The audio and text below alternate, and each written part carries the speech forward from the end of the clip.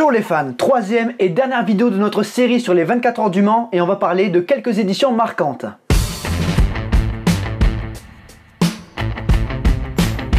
Cette course a été courue 87 fois depuis sa création et elle a tout connu. Des drames, du suspense, des rebondissements, c'est la course la plus complète du sport automobile. Par unité de temps, par unité de lieu, cette course se distingue. Malheureusement, cette année, le public ne sera pas au rendez-vous pour des raisons coronavirales. Rendez-vous l'année prochaine du coup pour parler un petit peu plus du point de vue public. Mais là, on va parler vraiment des éditions marquantes. Pour aujourd'hui, je serai accompagné d'Alexandre, un grand passionné des 24 heures du Mans qui a passé beaucoup de temps sur les recherches pour cette vidéo. Et vous allez voir, il va présenter tout ça avec moi.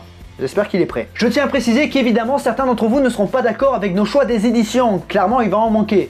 Mais c'est pour ça qu'on fera une deuxième partie. Voilà, donc on aura 6 éditions pour aujourd'hui, la suite plus tard. Après la majorité sont plutôt récentes parce qu'on n'a pas assez d'archives d'avant en fait. C'est compliqué d'avoir des bonnes sources, des sources crédibles. Bon voilà, vous avez compris.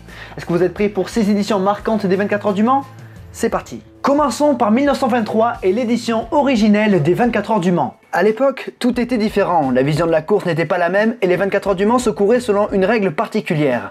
Les engagés devaient boucler un nombre minimum de kilomètres en 24 heures en fonction de leur catégorie. Les 24 heures du Mans ont toujours été une vitrine de choix pour les constructeurs, et déjà à l'époque. Ce format de course permettait aux constructeurs de prouver aux autres que leur voiture était la plus fiable. En ce mois de mai, les organisateurs ont assemblé un plateau regroupant 33 participants et la course sera une réussite. Sur un circuit long de 17 km, les vainqueurs André Lagache et René Léonard parcourront une distance de 2209 km, ce qui représente 128 tours de piste. Cette édition, avec un kilométrage minimum, aura permis aux pilotes d'économiser leur machine sitôt ce dernier franchi. Ainsi, sur 33 participants, 30 verront le drapeau damier, ce qui est le plus faible nombre d'abandons dans la Sarthe. Ce n'est pas l'édition la plus spectaculaire, mais c'est l'originelle, et je pensais que c'était assez important d'en parler. Maintenant, on va faire un bond dans le temps avec l'édition 1991. Par où commencer? Déjà par le circuit. Non pas moi. Entre l'édition 1990 et 1991, le circuit des 24 heures du Mans a été sérieusement modernisé avec de nouveaux stands. Mais sur la piste, la concurrence est féroce. Nous sommes à la fin de la belle époque des groupes C qui seront concurrencés par les nouveaux 3,5 litres.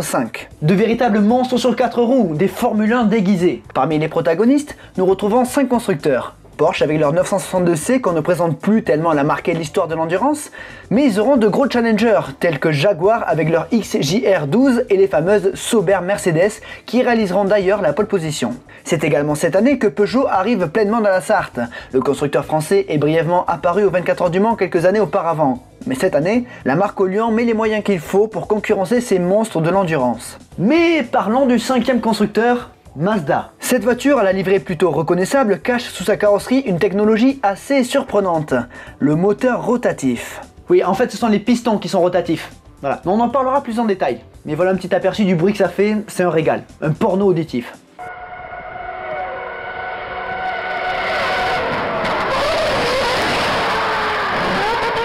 Malheureusement, cette voiture fut un peu lourde et manque de performance pour lutter face aux autres constructeurs. Tout d'abord, c'est la 905 qui mène la course, mais les deux Peugeot seront contraintes à l'abandon par souci de fiabilité. Étonnamment, les Porsche sont un peu en retrait et les Sauber Mercedes prennent le pouvoir. Aux alentours de 20 h, la numéro 31 vire en tête avec à son bord Michael Schumacher. Oui, l'Allemand a fait les 24 heures du Mans et sa prestation était très impressionnante. À ses côtés, les autres jeunes que sont Frentzen et Wendlinger peuvent déjà s'imaginer remporter les 24 heures du Mans, mais l'Autrichien fera une erreur qui oblige la 31 à réparer les dégâts. Cependant, les Mercedes C69 dominent en occupant intégralement le podium. Après 6 heures de course, la Mazda de Weitler, Herbert et Gachot navigue tranquillement à la 4e place. Si celle-ci n'est pas suffisamment rapide, la japonaise fait preuve d'une grande fiabilité. La Numancelle met hors jeu pour la victoire 2 Mercedes, dont celle de Schumacher. La numéro 1 est toujours en tête, mais à moins de 3 heures du but, la voiture grise rentre au stand pour abandonner, laissant la tête à Mazda. Celle-ci se retrouve en position de remporter une course que personne, y compris en interne, ne pouvait se l'imaginer. Et à 16 h, le Japon obtient sa première victoire dans la Sarthe. Preuve qu'il faut finir la course pour la gagner. Sans blague. Quant à celle de Schumacher, Frentzen et Wendlinger, elle terminera 5e, ce qui est le meilleur classement pour Mercedes en cette année-là. Mesdames et messieurs, ça va être au tour d'Alex de vous présenter l'édition 2008. Alex, c'est à toi. Ah, c'est à moi? Bon ben d'accord. Après une année 2007 qui a confirmé que la nouvelle Peugeot 908 était bien née en termes de performance, la marque au lion revient dans la Sarthe pour jouer la victoire, avec cette fois 3 voitures pour lutter face aux 3 Audi. Au-delà des forces en présence, c'est aussi l'année où le fossé s'est définitivement creusé entre Peugeot, Audi et les autres. Mais avec les progrès de la 908 qui a gagné toutes les courses avant les 24 heures, la bataille promet d'être belle face à l'ogre Audi. Sarrazin effectue un tour de qualification d'anthologie en 3 minutes 18 513 alors que la pole de l'an passé était en 3 minutes 26. La performance pure des Peugeot a de quoi inquiéter Audi, mais les voitures allemandes consomment moins, leur relais font en moyenne un tour de plus que les bleus. Le départ est donné sous le soleil, et les Peugeot s'échappent à un rythme de 3 secondes au tour. Mais les problèmes arrivent après 2 heures de course, lorsque l'équipage phare de la marque Lyon a un problème de sélection de vitesse. Les réparations mettent la numéro 8 hors course pour la victoire. En début de soirée, c'est la numéro 9 qui fait une sortie de piste et se retrouve reléguée à un tour. La bataille se jouera donc entre l'Audi numéro 2 de Dindo Capello, Tom Christensen et Alan McNish, et la Peugeot numéro 7 de Jacques Villeneuve, Nicolas Minassian et Marc Géné. Malgré la vitesse plus élevée des Peugeot, l'Audi numéro 2 reste en embuscade grâce à son avantage de consommation, ce qui lui permet d'être à l'affût du moindre faux pas de sa concurrente. Durant la nuit, la Audi numéro 2 augmente son rythme et stabilise l'écart avec la Peugeot de tête, entre 1 minute 30 et 2 minutes. Mais au petit matin, le vent tourne lorsque la pluie s'invite sur le circuit. Le manque de roulage de Peugeot dans ces conditions rend la voiture difficile à piloter. De plus, elle amasse de la saleté dans ses radiateurs et doit ralentir en ligne droite pour ne pas surchauffer. De l'autre côté, chez Audi, la gestion des pneus est meilleure. La piste est tellement trempée que les GT tournent presque aussi vite que les protos diesel. Et à 5h17 précise du matin, l'Audi numéro 2, plus régulière et bien plus rapide sous la pluie, passe logiquement en tête à l'occasion d'un ravitaillement plus rapide que celui effectué sur la Peugeot numéro 7. Ce changement de leader est symbolique. Il illustre la régularité sans faille des Audi, alliée à une optimisation du temps passé dans les stands. Peugeot, en 13 heures de course sur le sec, n'a pas réussi à s'échapper malgré un rythme bien plus soutenu. La faute à des ravitaillements trop longs, preuve que la performance seule ne suffit pas pour s'imposer dans la Sarthe. Voyant la victoire s'envoler, Peugeot monte un kit aéro fort appui sur la 8 pour tenter de contrer Audi, toujours aussi rapide sur piste humide. Lorsque la pluie s'arrête, la numéro 7 est alors à un tour. L'espoir renaît alors. Désormais à 2 minutes de retard, Minassian est déchaîné et roule 2 à 4 secondes plus vite que la Audi, victime au passage d'un accrochage sans conséquence au Dunlop vers 12h40. Peugeot tente de rester en pneus slick lorsque la pluie revient, mais ce coup de poker ne fonctionnera pas. Le sort est alors scellé. Minassian sécurise la 2e place, tandis que le trio Capello, Christensen, McNish triomphe, grâce à une régularité implacable, une consommation moindre, un meilleur rythme sous la pluie, une meilleure adaptation au changement climatique et surtout 10 secondes de moins que Peugeot à chaque arrêt au stand en moyenne. Le duel Audi-Peugeot se poursuivra jusqu'en 2011, avec à chaque fois une bataille féroce en piste. Bravo, GG, bien raconté. À présent, nous allons rétablir un petit peu la vérité sur Le Mans 66. Le film Le Mans 66 a été majoritairement apprécié du public. Le réalisme des voitures, du bruit, de l'ambiance, c'est sa qualité principale.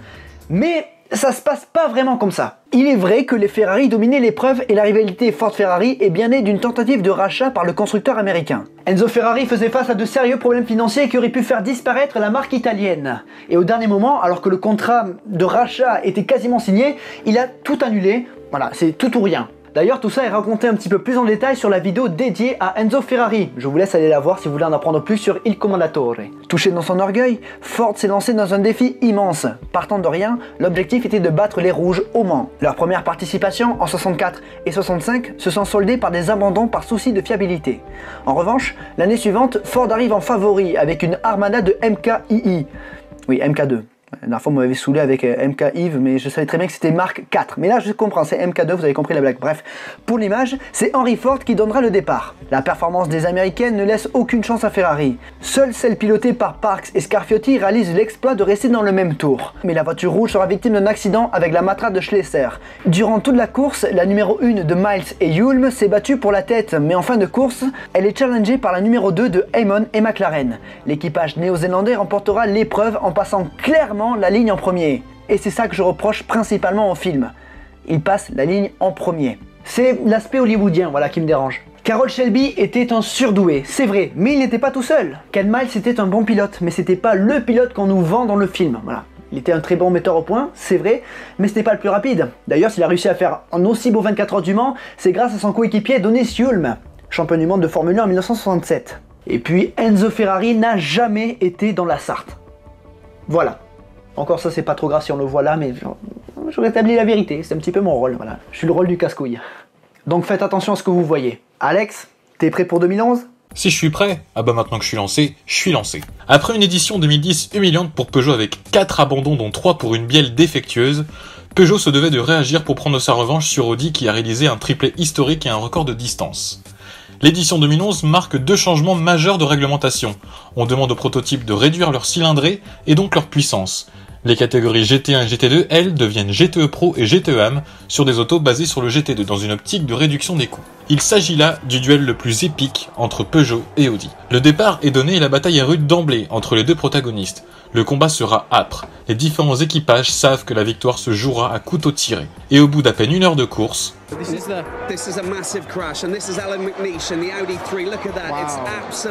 en doublant l'Audi numéro 1 de Bernhardt, McNish s'accroche avec Anthony Beltoise alors au volant de la Ferrari 58 du Luxury Racing. Le pilote français ne pouvait voir l'Audi numéro 3 arriver. Le crash est d'une violence inouïe. Une pluie de débris s'abat sur les journalistes, photographes, commissaires et spectateurs. On ne dénombrera que quelques blessures superficielles. McNish sort de l'auto sonné mais miraculeusement indemne. La course repart après 1h30 derrière la voiture de sécurité. La bataille reprend de plus belle. L'Audi est légèrement plus rapide et la numéro 2 de Tréluyer, Fassler et Lotterer porte son avance à près d'1 minute 30. La nuit est maintenant bien installée. Il est 22h48, nous sommes dans la section qui lie Mulsanne Indianapolis quand soudain... Pourtant averti par des appels de phare, la Ferrari numéro 71, alors pilotée par Robert Kaufmann, ferme la porte et envoie l'Audi numéro 1, alors deuxième, piloté par Mike Rockenfeller dans le rail à près de 300 km/h. L'Audi est littéralement désintégré. Il ne reste plus que le cockpit, le pilote allemand parvient malgré tout à s'extraire seul de ce qu'il reste de l'auto, seulement touché par quelques contusions. Encore une fois, il s'agit d'un miracle. Après plus de 2 heures de voiture de sécurité, la course reprend ses doigts. Après plus de 2 heures de voiture de sécurité, la course reprend ses droits. Le jeu du chat et de la souris peut alors reprendre entre les Peugeot 7 et 9 de respectivement Davidson Wurtgene et Bourdais l'ami Pagenaud. Vient alors l'épisode le plus controversé de la course. Alors qu'elle n'est pas dans le même tour, la Peugeot numéro 8, alors pilotée par Franck Montagny, bloque ostensiblement l'Audi numéro 2 en tête. On constate avec grand étonnement de très rares drapeaux bleus. Cette attitude antisportive suscite le mécontentement d'une grande partie du public qui siffle les Peugeot. Tandis que le patron d'Audi Sport, Wolfgang Ulrich, va s'entretenir directement avec Olivier Kennel. La Peugeot numéro 8 se retire enfin et la course reprend de façon équitable. En fin de matinée, de petites averses ralentissent les Peugeot, rappelant quelque peu le scénario de 2008. Audi en profite pour gagner quelques petites précieuses secondes. Lors de l'ultime ravitaillement, 6 secondes séparent l'Audi numéro 2 de tête et la Peugeot numéro 9. Mais l'Audi est la plus rapide et l'emporte pour 14 petites secondes. Il s'agit de l'une des éditions les plus serrées de l'histoire des 24 heures. Entre les crashs et la bagarre en piste, c'est sans conteste une des plus belles éditions toute époque confondue de la classique Mansell. Le très talentueux trio Fassler, Lotterer, Tréluyer triomphe pour la première fois et récidivera en 2012 et 2014. Nous allons terminer nos histoires par une édition qui est très récente puisqu'il s'agit de celle de 2017. Mais pour bien comprendre 2017, il faut comprendre 2016. Toyota est revenu au Mans en 2012 et la victoire leur tendait les bras en 2016. Mais dans l'avant-dernière boucle, Kamui Kobayashi ressent une perte de puissance. La Toyota ralentit et s'arrête devant les stands à la surprise générale, à seulement un tour de remporter les 24 heures du Mans. La Porsche numéro 2 dépasse la Toyota de Kobayashi et s'impose dans la Sarthe. Cette scène fait penser à la fin de Michel Vaillant, dont on parlera, mais je me devais de glisser un petit mot sur ce personnage mythique des 24 heures du Mans. En 2017, touché dans son orgueil, Toyota revient avec 3 voitures. Audi étant parti, ce sera un duel Porsche-Toyota. Le début de course passe à merveille pour les japonaises qui comptent 2 voitures en tête et la 3e en embuscade. Les choses sentent bon pour les Toyota lorsque la Porsche numéro 2 est victime d'un problème mécanique et s'arrête pendant plus d'1 heure. Mais malheureusement, les problèmes surviennent chez Toyota lorsque la 9 est victime d'un souci de portière qui leur fait perdre un tour. Malgré tout, les Gazoo restent en tête et contrôlent la course. Mais la nuit Mansell sera terrible. La nuit de Toyota est la Bérésina. Il est 22h48. La Toyota, alors deuxième de Sébastien Buemi, s'arrête à son stand. Un début d'incendie se déclare au niveau des freins à l'avant droit. Peu avant l'arrêt, le pilote suisse crie dans sa radio de colère « I told you, I told you ». En effet, ce dernier discute avec son ingénieur depuis près d'1 quart d'heure à propos d'un bruit suspect au freinage. S'agissant d'un moteur de liaison entre l'unité électrique et les freins, aucun capteur n'a pu détecter la panne. Ce concours de circonstances entraîne 2 heures d'immobilisation au stand pour un changement de moteur électrique avant, là où la Porsche l'a changé en 1 heure sur la numéro 2. Mais alors que la numéro 8 est à son stand depuis presque 2 heures, une autre Toyota est frappée par la foudre. Suite à une relance en départ arrêtée sur moteur thermique, l'embrayage de la Toyota numéro 7, alors solidement en tête, rend l'âme, alors qu'un drapeau vert est brandi après une période de safety car. On entend l'auto accélérer dans le vide. La voiture s'arrête, repart, puis s'arrête à nouveau pour la dernière fois au virage Porsche. Batterie électrique vidée. Au bord du circuit, les spectateurs n'en croient pas leurs yeux devant une telle déroute. Vient alors le coup de grâce dans le clan japonais. Quelques minutes seulement après l'abandon de la numéro 7, Nicolas Lapierre a un contact à haute vitesse à l'arrière gauche avec une Oreca LMP2 dans la montée du Dunlop. Il traverse le bac à gravier à haute vitesse. Le capteur de pression du pneu arrière gauche est détruit. Lapierre continue donc sur un rythme de course normal, mais entre-temps, une crevaison lente s'est déclarée. La bande de roulement explose avant la chicane PlayStation, cassant le faisceau électrique de la boîte de vitesse, qui reste coincé au 6e rapport. La voiture passe alors en mode électrique pour être ramenée à son stand. Il ne reste que quelques hectomètres pour que la voiture représentant les derniers espoirs de Toyota puisse être sauvée. Hélas, celle-ci s'arrête définitivement à 300 mètres des stands. Tout ça dure des minutes interminables. Ces 2h30 d'agonie furent cataclysmiques devant l'effondrement du géant Toyota. C'est comme si la course s'était arrêtée. La mi-course n'est pas encore dépassée que Toyota est déjà hors jeu. Mais au petit matin, la Porsche numéro 1 alors en tête abandonne dans la ligne droite des unodières. Pou du con. Abandonne dans la ligne droite des unodières. André Lautereur descend et émerge alors en tête, un leader surprise puisqu'il s'agit d'une LMP2 du team Jackie Chan. Celle-ci tiendra la tête des heures durant mais ne pourra résister au retour de la Porsche numéro 2 qui semblait hors course la veille. Celle-ci remportera une dernière fois les 24 heures du Mans. En revanche, une autre bataille est féroce en catégorie GTE Pro. La Corvette 63 et l'Aston Martin 97 se livrent un duel épique. C'est dans l'entame du dernier tour que la voiture verte dépasse l'américaine qui sera victime plus tard d'un souci de frein. Sur le podium au général, 2 LMP2 entourent la Porsche victorieuse, dont une aux couleurs bien particulières. Michel Vaillant a fait un podium dans la Sarthe. Mais la Vaillante sera déclassée pour avoir touché de manière illégale à sa voiture durant la course. Mais l'événement de l'édition 2017, c'est l'humiliation qu'a subi Toyota qui est encore plus grande que celle de l'année précédente. Mesdames et messieurs, nous arrivons au bout de la vidéo et je vois déjà certains d'entre vous me demander où est l'édition 99. Sauf que l'édition 99, il se passe tellement de choses qu'il faut une vidéo à part entière. Quoique 2008, 2011 et 2017 aussi, hein, c'est pas mal, même 91. Mais voilà, vous avez compris. Je remercie grandement Alexandre pour tout ce qu'il a donné pour cette vidéo. J'espère que vous avez apprécié son passage. Il a regardé l'édition 2008 en entier pour pouvoir vous sortir un résumé qui dure 3 minutes. Donc vraiment, il faut le vouloir, sans compter toutes les autres éditions qu'il a dû regarder. Hein. Donc beaucoup de boulot, beaucoup de boulot. Vous pouvez aller donnez-lui de l'amour en commentaire. Mesdames et messieurs, sur le côté gauche de l'écran, vous apercevez les logos des réseaux sociaux. Alors Instagram, voilà, il faut que j'arrête de faire ça. Instagram, plein de trucs. Facebook, moins de trucs. Discord c'est génial. Hein. Discord. D'ailleurs, demain, ce sera le départ des 24 heures du Mans. Et je serai pas mal de temps en vocal sur Discord. Voilà. Je balance ça comme ça. Après, je peux balancer aussi autre chose. YouTube, ça vous permet de me soutenir en faisant des dons ou alors en regardant gratuitement une publicité. Mais dans tous les cas, merci à vous. N'oubliez pas le commentaire, l'abonnement, le partage, la cloche et le pouce bleu. Mais surtout, n'oubliez jamais, le plus important, c'est de continuer d'aimer le sport auto, continuer d'aimer les 24 heures du Mans. À la prochaine. Salut les fans. Ça, c'est la voiture. Ça, c'est ma préférée. Ça, c'est all time. Ouais, bah, Michel Vaillant. Je voulais faire cette année une vidéo sur Michel Vaillant, mais finalement j'ai pas eu le temps. Donc voilà, mais ça viendra. Je compte mieux préparer ça l'année prochaine. Voilà, mais j'espère que ça vous aura plu cette petite série. Ça m'a fait plaisir de parler de Christensen, de Pescarolo et des éditions marquantes, et j'espère que ça vous aura plu. Surtout que je vous ai beaucoup teasé pour cette vidéo, alors si vous la trouvez merdique, je vais me faire foutre, je pense. Ah voilà, ça c'est ce que vous voyez pas hein, pendant la vidéo. Ça c'est le background. La bise.